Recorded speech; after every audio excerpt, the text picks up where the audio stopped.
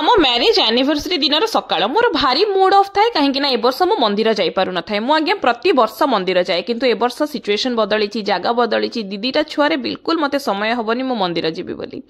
तापरे मो पुअर पुणी सकाळो ड्रामा कौन ना देह भल लगुनी ज्वर होची मु ज्वर चेक कली किछि ज्वर नहीं चुपचाप स्कूल जा बोली ताकू कहिकी स्कूल नहीं छाड़ी के आसिली